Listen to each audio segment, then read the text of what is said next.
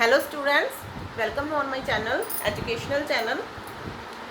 Then the next question is from time and work chapter. A machine PQR print 1 lakh books in 8, 10 and 12 hour.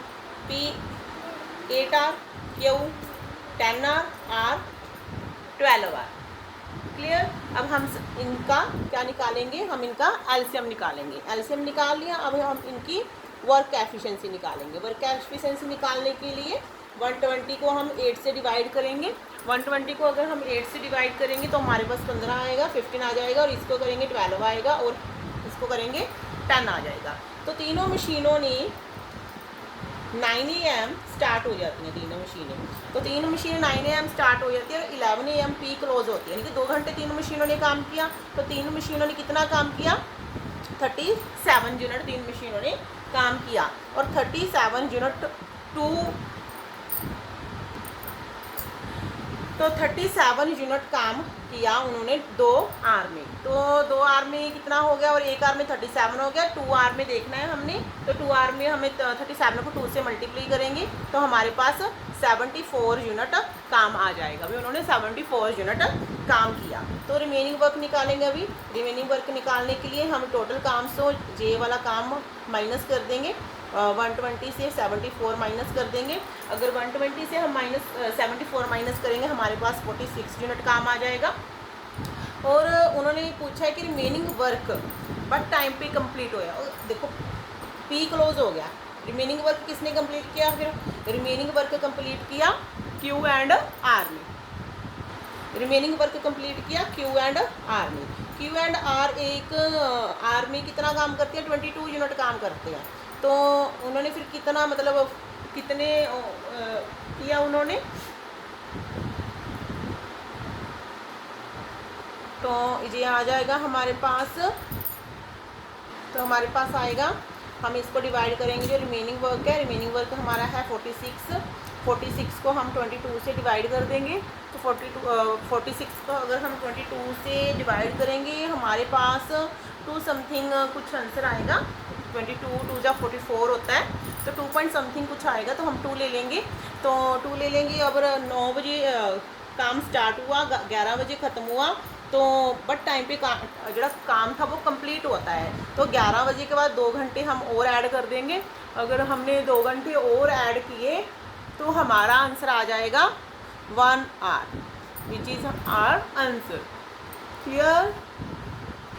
Next question is A and B can do a piece of work in 30 days. A and B साथ में मिलकर काम करते हैं 30 days. B and सी साथ में मिलकर काम करते हैं 24 डेज। सी एंड ए साथ में मिलकर काम करते हैं 20 डेज। ठीक। तो तीनों दे आल टुगेदर फॉर 10 डेज। तो तीनों मिलके काम करते हैं, वो 10 डेज काम करते हैं तीनों मिलके। उसके बाद बी एंड सी लीव कर जाते हैं। तो सबसे पहले हम इन तीनों का एलसीएम निकालेंगे। एलसीएम हमारे पास 120 आएगा। 120 आने के बाद हम इनकी वर्क एफिशिएंसी निकालेंगे। वर्क एफिशिएंसी इसकी आ जाएगी 4, 5, 6 ये आ जाएगा हमारे पास। अब हम सबकी वर्क एफिशिएंसी निकालेंगे। जैसे इसमें तो 7 की है, जैसे ए और बी दोनों की है, बी और सी की है, सी और ए की है। अब हम ए बी सी तीनों की वर्क एफिशिएंसी निकालेंगे। सबसे पहले हम क्या करेंगे, कोई भी 2 टर्म्स ले लेंगे, जैसे फर्स्ट एंड सेकंड ले ली। A plus b is equal to 4, b plus c is equal to 5। ठीक। अब इनका माइनस करेंगे। जैसे माइनस करेंगे तो बी कैंसिल हो जाएगा, ए माइनस सी आ जाएगा, 4 माइनस 5 आएगा,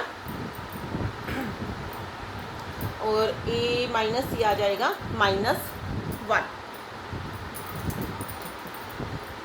और अगर हम ये ले लेंगे, फिर इसमें से सी प्लस ए ले लेंगे, नेक्स्ट टर्म 20, और इसको हम ऐड करेंगे, सी कैंसिल हो जाएगा, 2a आ जाएगा हमारे पास, 19 आ जाएगा। सॉरी, हमने वर्क एफिशिएंसी लेनी थी, हमने डेज ले लिए। तो सी प्लस ए की वर्क एफिशिएंसी आ जाएगी 6।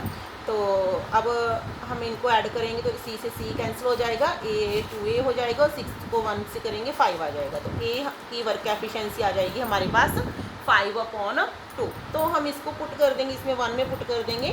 तो a प्लस बी जैसे हमारे पास 4 है, तो 5/2 plus b is equal to 4, b is equal to 4 minus 5/2। तो b की वैल्यू आ जाएगी हमारे पास 3/2। b की भी हमारे पास वर्क एफिशिएंसी आ गई, b की भी आ गई, a की भी आ गई। अब हमको क्या चाहिए, c की चाहिए। तो किस में पुट कर दो, जैसे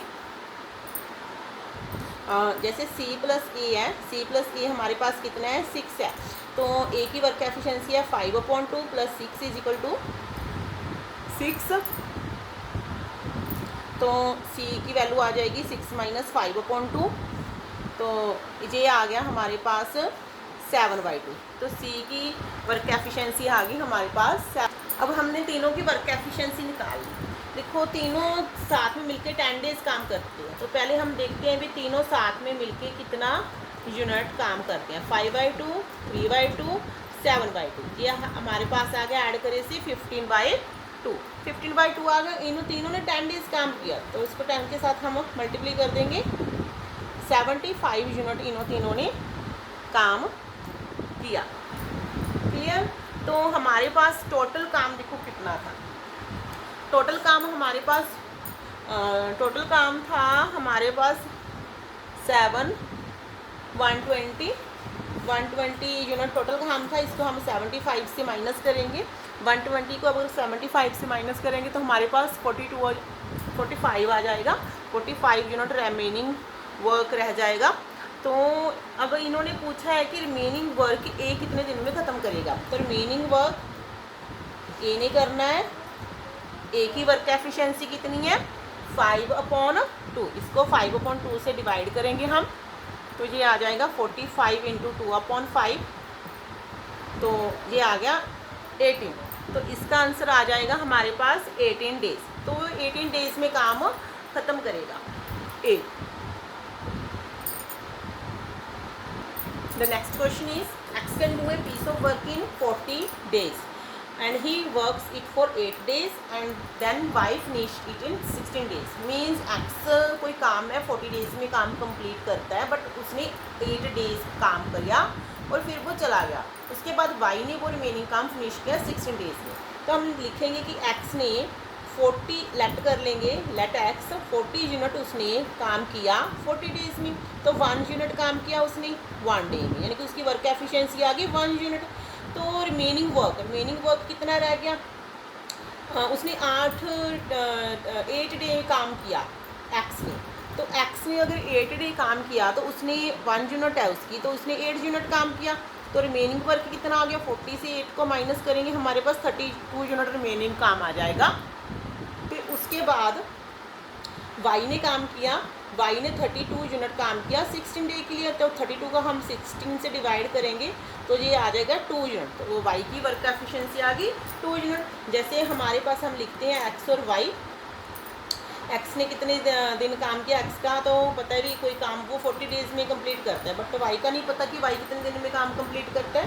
तो हम ऐसे लिख लेंगे, इधर हम वर्क एफिशिएंसी लिखते हैं ना जैसे, तो वर्क एफिशिएंसी हमें X की दी हुई है 1, तो Y की भी हमने निकाली है 2।